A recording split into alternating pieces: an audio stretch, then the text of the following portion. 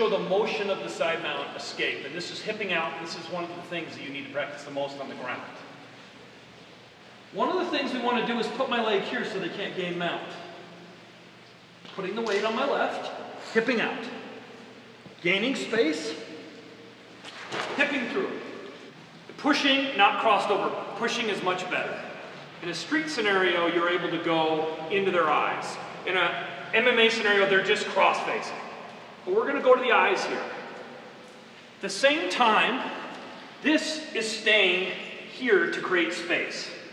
Okay? So now Brittany's going to use that hip method we just showed to go on to her side. Gaining space. The knee is going to come in. We're going to show this from a different angle. And you're going to push away with the eyes, gaining guard. That's it.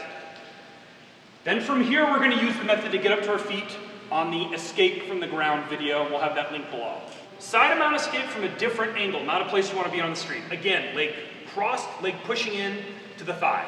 Brittany's going to bring her hand around, getting the eyes. Pushing away. The best is just to get the thumb in there. The thumb. Boom, right in the eye. Now, Brittany, try to get an underhook. This is a way to create space is by pushing that underhook in, but it's a little hard sometimes and you get caught up. This is a way to get space, like bring up Brittany if you need it, okay? So let's go back. Here we are, thumb in the eye, turning, space, bring it right in. While pushing on the eyes, bringing it, pushing it through to the hip, back to guard.